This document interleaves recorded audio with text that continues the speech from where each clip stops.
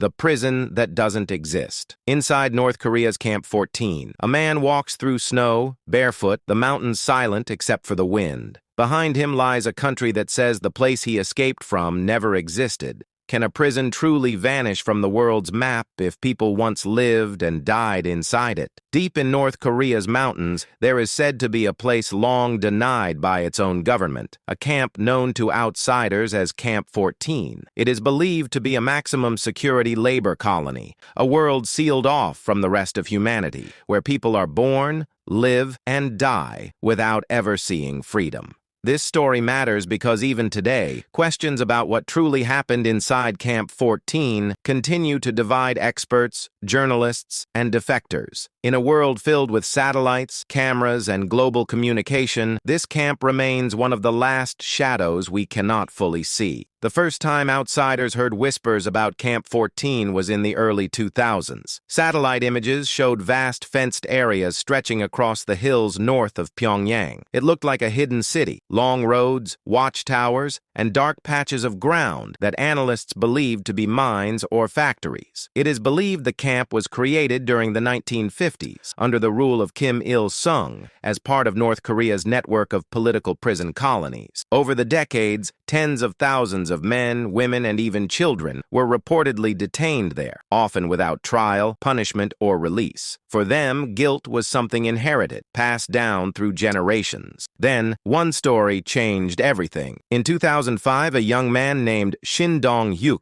appeared in South Korea. He said he had been born inside Camp 14 and had escaped at the age of 23. His story shocked the world. Shin described a life of labor, hunger, and punishment. A place where people were not only prisoners, but were taught to spy on their own families. As Shin's story spread, journalists, researchers, and human rights investigators began to piece together clues. New satellite photos seemed to match the places he described: mountains, mines, and guard posts. Step by step, the invisible world of Camp 14 started to take shape in the public eye. But as the evidence grew, so did controversy. Some of Shin's memories were later found to be inconsistent.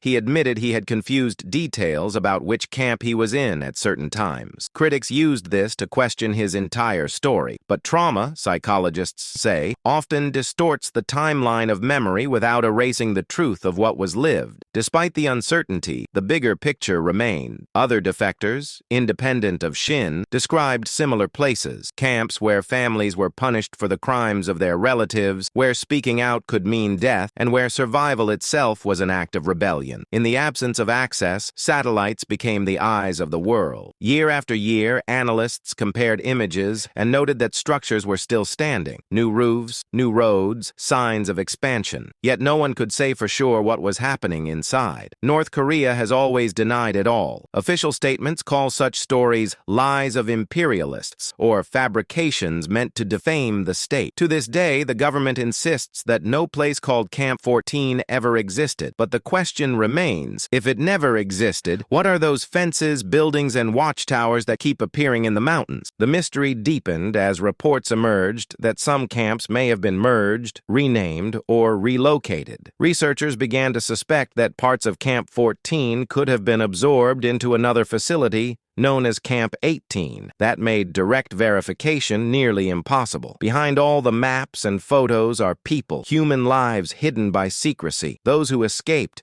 speak of a place where families lived in fear, where food was never enough, and where hard labor was endless. They say they were born guilty, told their only purpose was to repay the sins of their parents. One former prisoner said he had never heard the word love. Another said laughter was seen as defiance. Yet even in that silence, some found small fragments of humanity, a shared meal, a whispered song, a moment of warmth in the cold. These aren't just stories of cruelty. They're stories about memory, about how people remember when they are forbidden to remember. Whether every detail can be verified or not, the pain of such isolation cannot be denied. It is the cost of a system built on fear and silence. Experts often describe North Korea's prison network as a mirror, a reflection of what happens when when a government gains total control over its citizens. Imagine a society as a house. Most homes have windows, even small ones, so the world can look in. But North Korea's system, they say, has no windows. Its walls are high, its doors are locked from the inside,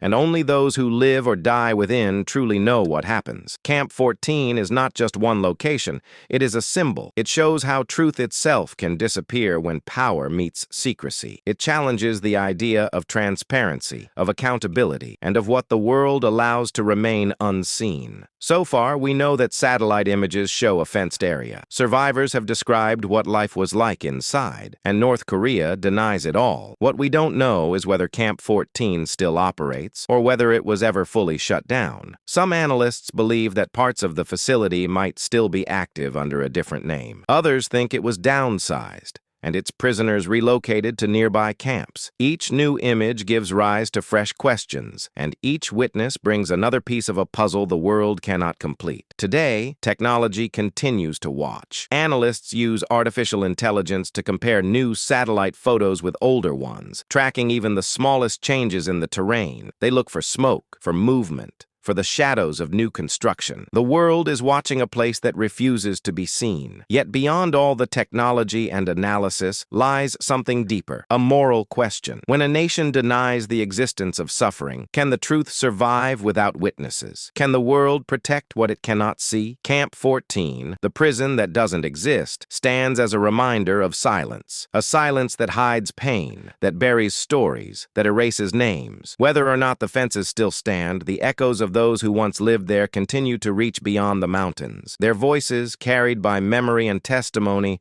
remind us that freedom is more than the absence of walls. It is the right to be seen, to be heard, and to be known as human. Even if the camp has changed or disappeared, its idea still haunts the conscience of the world, because the real question is not whether Camp 14 exists, but how long we will allow any place of suffering to remain unseen. Camp 14 is a story of control and denial, but also of endurance. It's a story about how one man's escape brought light to a world hidden in darkness, and how that light continues to reveal the cracks in a system built on silence. The mountains of North Korea still stand. The rivers still flow quietly past the valleys where fences once cast long shadows. Whether or not the camp remains, its story reminds us of the power of witness and the cost of forgetting. In the end, the prison that doesn't exist is not only about geography or secrecy, it's about the invisible weight of truth carried by those who survive to tell it. It's about how the human spirit, even when trapped, still finds a way to reach beyond its walls. Camp 14 may be gone from the map, but it will never disappear from memory.